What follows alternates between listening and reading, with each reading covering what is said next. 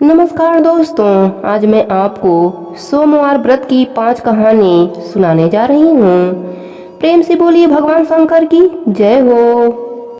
एक नगर में एक धनी व्यापारी रहता था। दूर दूर तक उसका व्यापार फैला हुआ था।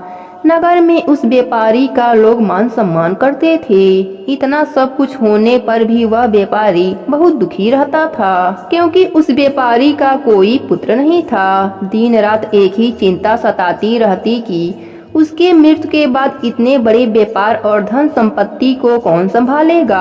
पुत्र पाने की इच्छा से वह व्यापारी प्रति सोमवार व्रत करता, पूजा किया करता। सायंकाल को शिवालय में जाकर घी का दीपक जलाया करता था। उस व्यापारी की भक्ति देखकर एक दिन माता ने शिव जी से कहा, हे प्राणनाथ, यह व्यापारी आपका सच्चा भक्त है। कितने दिनों से यह सोमवार का व्रत और पूजा नियमित कर रहा है। प्रभु, आप इस व्यापारी की मनोकामना पूरी कर दीजिए।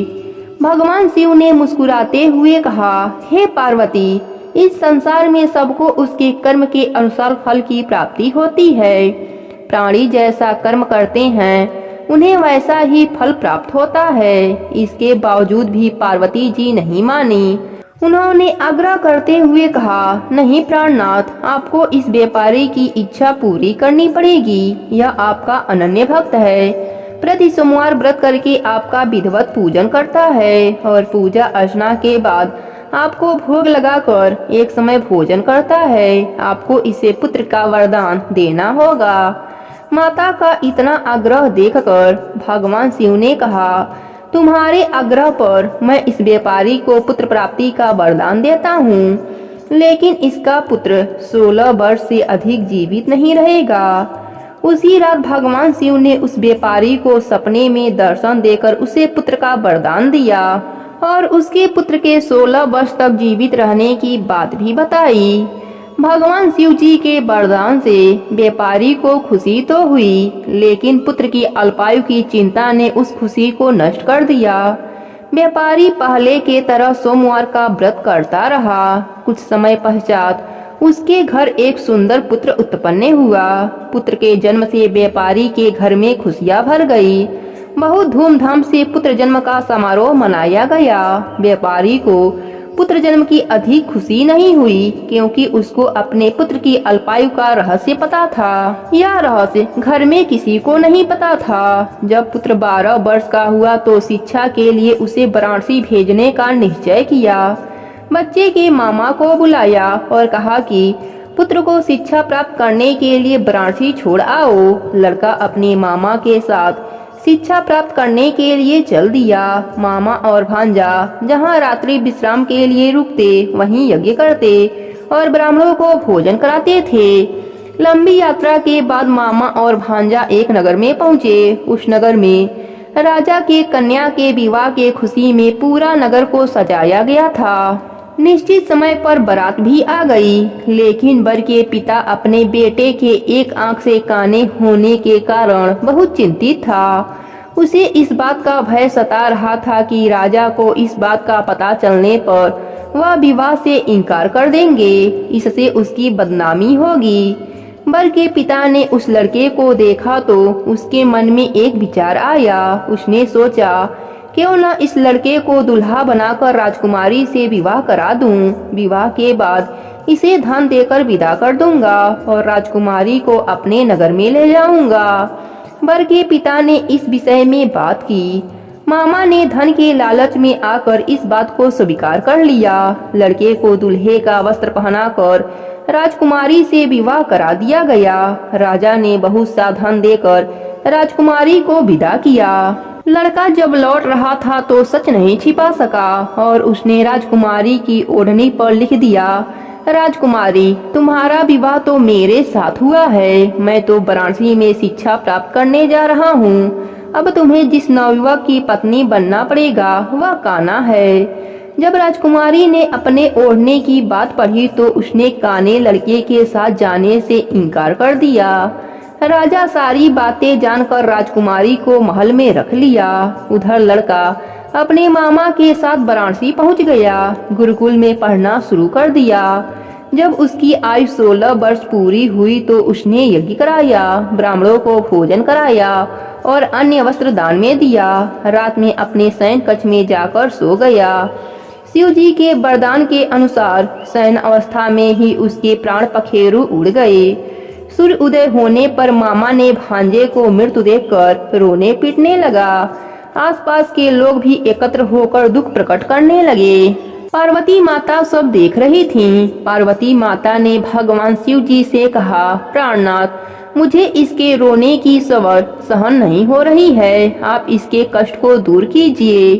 शिव जी और माता अदृश्य रूप से समीप जाकर देखा और माता ने भगवान शिव जी से निवेदन किया, हे प्राणनाथ, आप इस लड़के को जीवित कर दीजिए, नहीं तो इसके माता पिता पुत्र के मृत्यु के कारण रो रो कर अपने प्राण को त्याग देंगे। इसके पिता आपके परम भक्त हैं, वर्षों से सोमवार व्रत करते हुए आपका विधिवत पूजा कर रहे हैं। माता के आग्रह पर भोलेनाथ ने लड़के को जीवित होने का वरदान दे दिया। कुछ ही पलों में वह जीवित होकर उठ बैठा। शिक्षा समाप्त करके लड़का मामा के साथ अपने नगर की ओर चल दिया। दोनों चलते हुए उसी नगर में पहुँचे जहाँ उसका विवाह हुआ था। उस नगर में भी यज्ञ का आयोजन किया। समीप से गुजरते हुए नगर के राजा ने यज्ञ का आयोजन देखा। राजा ने लड़के को तुरंत पहचान लिया।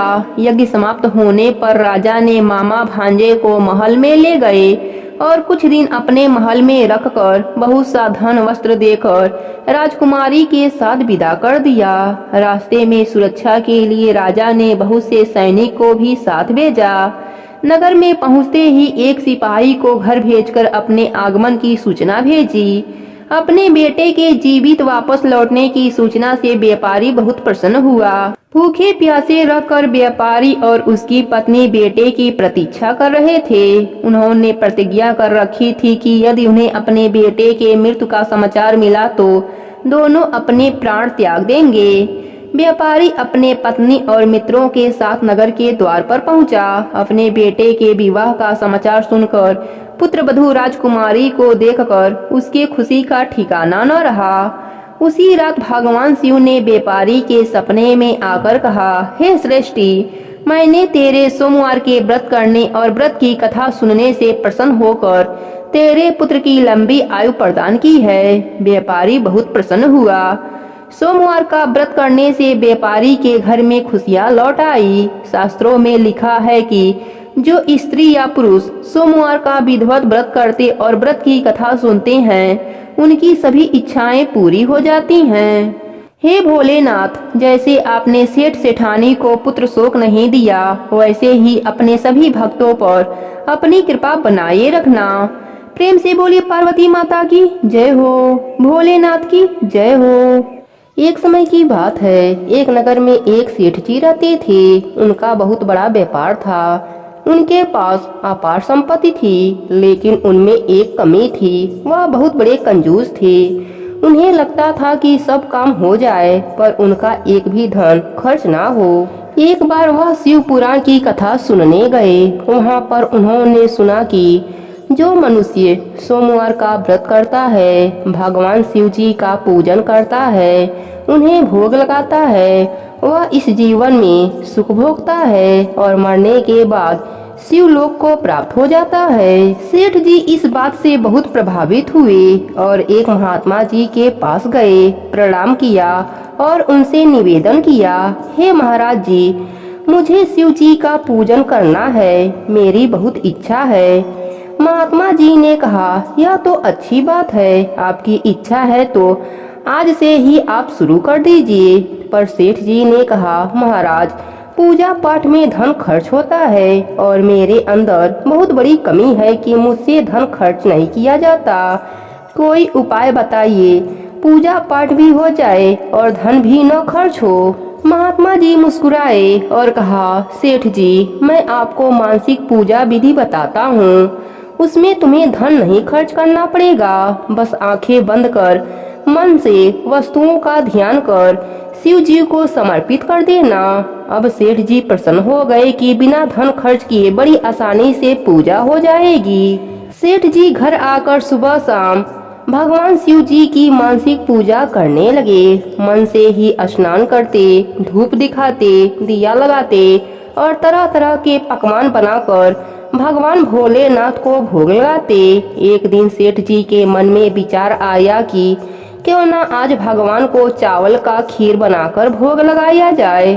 सेठ जी ने आंखें बंद करके खीर बनाना शुरू कर दिया। अब सेठ जी मन से ही खीर बना रहे हैं। चावल, दूध सब डाला, पर जब शक्कर डालने की बारी आई तो एक चम्मच शक्कर डालकर जब दूसरे चम्मच शक्कर डालने जा रहे थे तो मन में विचार आया कि अब एक ही चम्मच शक्कर बहुत है, दूसरा चम्मच कल के लिए हो जाएगा। सेठ जी उस चम्मच को वापस चीनी के डिब्बे में डालने लगे कि तभी भगवान शंकर वहां प्रकट हो गए और सेठ जी से बोले, अरे सेठ, यह शक्कर तो खीर में डाल दो, यहाँ तो तुम्हारा कुछ नहीं जा रहा है, तुम मन से ही तो खीर बना रहे हो। सेठ जी ने आंखें खोली और सामने देखा तो भगवान शंकर वहीं पर थे। सेठ जी को भगवान शंकर का दर्शन हो गया और सेठ जी का जीवन सफल हो गया।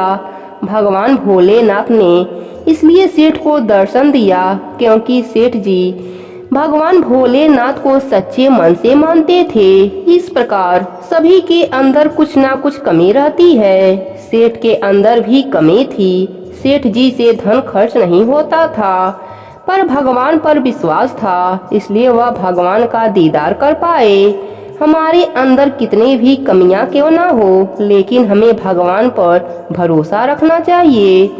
प्रेम से बोलिए भोलेनाथ की जय हो। एक बार कैलाश पर्वत पर भगवान शिव और माँ पार्वती बैठे हुए थे। शिव जी ध्यान लगाकर बैठे थे।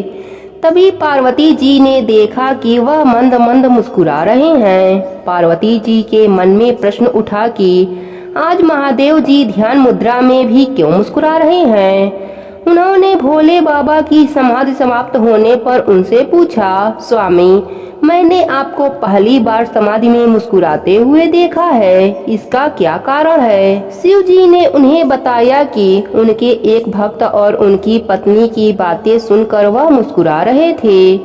पूरी बात बताते हुए महादेव जी ने बताया कि मृत्युलोक में मेरा एक अनन्य भक्त एक ब्राह्मण है जो कि मेरे ही एक मंदिर में पुजारी है और दिन रात मेरी सेवा में लगा रहता है। वह उसी मंदिर के पीछे छोटी सी कुटिया में अपने पत्नी के साथ रहता है।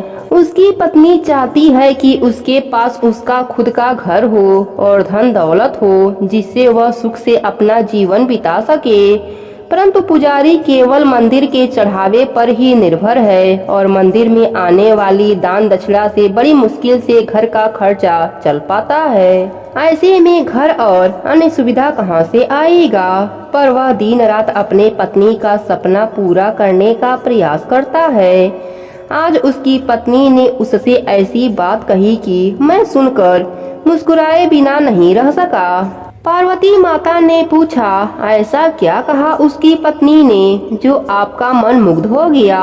शिव जी ने बताया, उसकी पत्नी ने आज उसे ताना मारते हुए कहा, जिस भोले शंकर की तुम दिन रात सेवा करते हो और उनसे मेरे लिए घर मांगते रहते हो, उनके पास तो खुद घर नहीं है, तो तुम्हें घर कहाँ से देंगे। बस यही बात सुनकर मैं मुस्कुराए बिना रह नहीं पाया।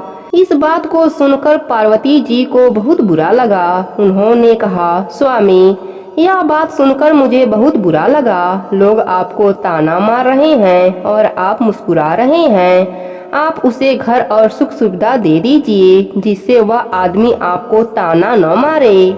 इस पर शिव जी ने कहा, पार्वती, यह मेरे बस में नहीं है। यह सभी प्राणी मृत्यु लोक में रहते हैं, अपने पिछले जन्म के और साथ ही इस जन्म के कर्मों का फल भोगते हैं और जन्म से ही इनके कर्मों का फल मिलता रहता है। जैसे ही इनके कर्मों का फल मिल जाता है, उसके बाद सुख मिलना शुरू हो जाता है और अंत में वह मुक्ति पा जाते हैं। इसलिए इसे मृत्युलोक कहा जाता है। मृत्युलोक में जन्म लेकर अपने कर्मों का भोग करता है। यह कर्म भूमि है, बिना कर्म की कोई गति नहीं है। आगे शिव जी ने कहा, यह ब्राह्मण पिछले जन्म में एक साहूकार था जो कि लोगों की जमीन, उनके जेवर, पशु आदि गिरवी रख कर उन्हें पैसे देता था और उनकी जमीन हड़प लेता था, और जो दूसरों के जेवर और ब्याज में पैसा मिलता था उसका उपयोग उसकी पत्नी भी किया करती थी। इसी कारण आज इस जन्म में इसे घर नसीब नहीं हो रहा है और इसकी पत्नी जो कि पिछले जन्म में दूसरे के गहनों का भोग किया था वह भी इसके साथ कर्म का फल भोग रही है। इस जन्म यह मेरा सेवा कर रहा है, जिससे इसके कर्मों के फल में जो कष्ट मिलने थे वह मेरी भक्ति के कारण इसे नहीं मिल रहे हैं।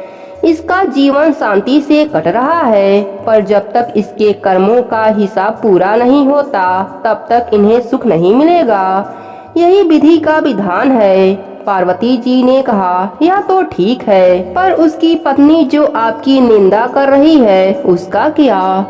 तब भगवान भोलेनाथ ने कहा, संसार में जैसे जैसे कलयुग का समय निकट आता जाता है मनुष्य भगवान की भक्ति करने के स्थान पर उनकी निंदा करने लगते हैं। यह सृष्टि के आरंभ में दिख रहा है। जो व्यक्ति इस कठिन समय में मेरा सेवा करता है उसको मृत्यु लोक से मुक्ति मिल जाती है। प्रेम से बोलिए भगवान शंकर की जय हो। एक समय की बात है, एक गांव में एक परिवार रहता था जिसमें 5 भाई और उनकी एक छोटी बहन रहते थे और उनके माता पिता की मृत्यु हो गई थी। पांचों भाई अपने छोटी बहन को बहुत प्यार और स्नेह से रखते थे। उस लड़की की उम्र अभी 5 साल की थी। वह भगवान शिव जी की परम भक्त थी। वह हर रोज शिव जी का अभिषेक करती। उसके भाई भी पूजा के सामान लाने में उसकी मदद करते। समय बीतता है, धीरे धीरे उसके सभी भाइयों की शादी हो गई।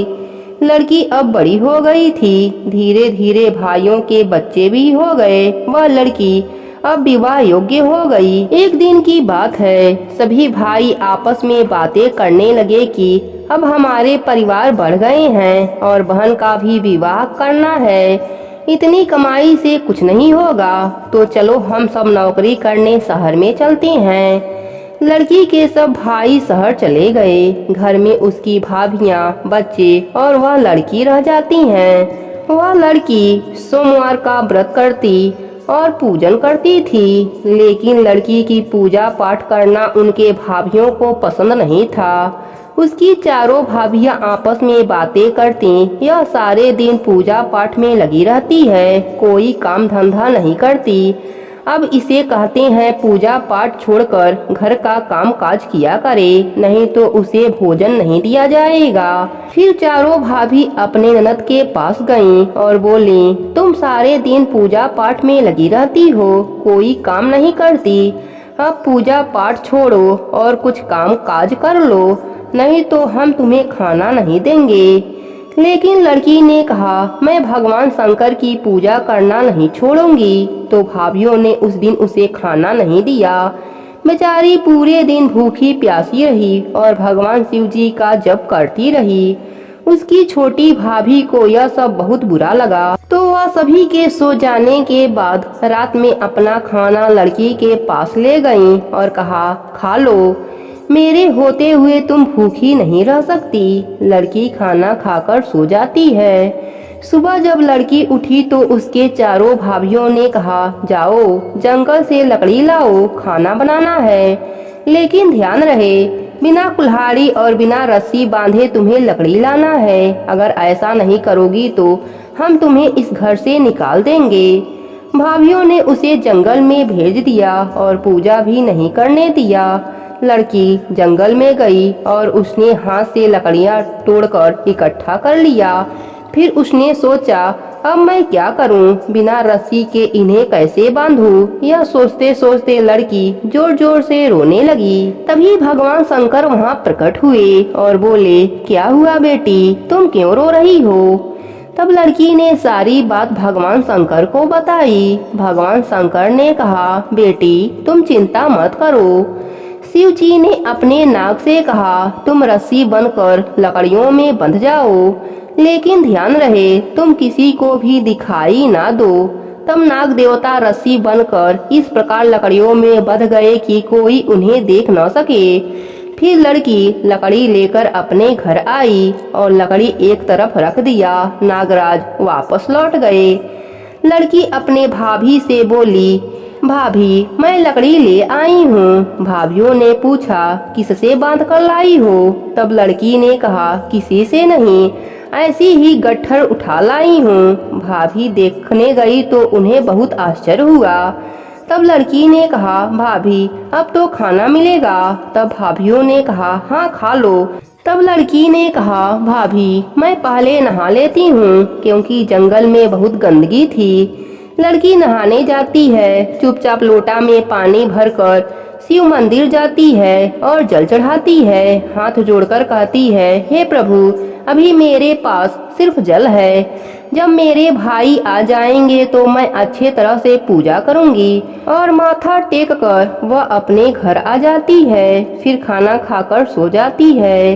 अगले सुबह फिर भाभियां उसको पूजा नहीं करने देती और लड़की के पास जाकर कहती हैं, जाओ यह धान कूट कर लाओ, आज खीर बनाना है। लेकिन ध्यान रखना कि बिना ओखली के चावल साफ करना है और एक भी चावल कम नहीं होना चाहिए। अगर एक भी चावल टूटा या कम हुआ तो तुम्हें खाना नहीं मिलेगा। लड़की धान लेकर बाहर चली गई और बैठकर जोर जोर से रोने लगी। तभी भगवान शंकर फिर प्रकट हुए और बोले, क्या हुआ बेटी? तब लड़की ने भगवान से सारी बात बताई। भोलेनाथ ने कहा, कोई बात नहीं, हम तुम्हारी मदद कर देते हैं। शिव जी की कृपा से बहुत सारी चिड़िया आईं और कुछ ही समय में चावल साफ हो गया। लेकिन उनमें से एक चिड़िया एक चावल छुपा ले गई। लड़की जब चावल लेकर अंदर आई तब लड़की की भाभीियों ने चावल गिने और कहा, इसमें तो एक चावल गायब है, बताओ एक चावल कहाँ गया? नहीं तो हम तुम्हें खाना नहीं देंगे और बहुत मारेंगे। लड़की ने कहा, भाभी इतने ही चावल थे। तब भाभीियों ने कहा, नहीं एक दाना कम है, जाओ लेकर आओ।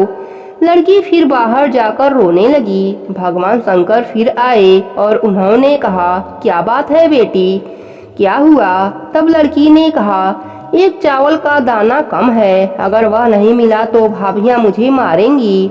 तब भगवान शिव ने अपने नाग से कहा कि जाओ उन चिड़िया के पास जाओ और चावल लेकर आओ। भगवान भोलेनाथ की आज्ञा से नाग उन चिड़ियों के पास गया और कहा, बताओ एक चावल किसने चुराया? बताओ नहीं तो मैं सबको खा जाऊंगा। तब डर के मारे वह चिड़िया आई और वह चावल नाग को देवता को दे दिया। नाग देवता चावल लेकर शिव जी के पास आए। शिव जी ने वह चावल लड़की को दे दिया। लड़की चावल लेकर घर में गई। लड़की ने चावल लाकर अपने भाभी को दिया। भाभियां रोज उसे सताती रहती थीं, उसे पूजा भी नहीं करने देती थीं। सोमवार का दिन आया तो लड़की ने व्रत रखा, लेकिन भाभियों को यह बात पता चली तो उन्होंने लड़की को एक काला कंबल दिया और कहा, जाओ इसे धोकर लाओ, इसे जब तक धोना तब तक यह सफेद न हो जाए। वह लड़की कंबल लेकर कुएं पर गई और वहां बैठकर रोने लगी। तभी उसके भाई उसी रास्ते से घर आ रहे थे। जब भाइयों ने रोने की आवाज सुनी तब उन्होंने कहा, यह तो हमारी बहन की आवाज है। भाई अपने बहन के पास गए और देखा कि हमारी बहन रो रही है। भाइयों ने पूछा कि बहन तुम क्यों रो रही हो? तब बहन ने सारी बात अपने भाइयों को बताई। उसने कहा, भैया जब से आप लोग शहर गए हैं तब से भाभियां मुझे बहुत परेशान करती हैं। खाना भी कभी काल देती हैं, जैसे तैसे मैं दिन काट रही हूँ। और आज यह कंबल दिया है और कहा है कि जब तक धोना तब तक यह सफेद न हो जाए।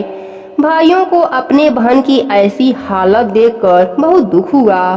सभी भाई अपने बहन को बाहर खड़ा कर घर में गए और अपने बहन को बुलाने लगे। तब चारों भाभियों ने कहा, तुम्हारी बहन मंदिर गई है, वह सारा दिन पूजा पाठ करती रहती है, कोई काम धंधा नहीं करती। यह सुनकर भाइयों को बहुत गुस्सा आया। फिर भाई अपने बहन को बुलाते हैं। बहन को देखकर भाभियां बहुत शर्मिंदा होती हैं। भाई अपने पत्नियों को घर से निकल जाने को कहते हैं। फिर भाभियाँ अपने ननद से क्षमा मांगने लगती हैं। लड़की बोलती है, भाभी क्षमा हमसे नहीं भोलेनाथ से मांगिए। सभी भाभियाँ भोलेनाथ से क्षमा मांगती हैं। फिर सभी हंसी खुशी सोमवार व्रत का जागरण करते हैं। उनके भक्ति से प्रसन्न होकर भोलेनाथ उनका घर अन्य धन से भर देते हैं। हे भोलेनाथ, आप अपने सभी भक्तों पर ऐसे ही प्रसन्न होना, उनका घर अन्य धन से भर देना, सदा उन पर अपनी कृपा बनाए रखना। कहानी अधूरी हो तो पूरी करना, पूरी हो तो मान रखना। प्रेम से बोलिए भोलेनाथ की जय हो।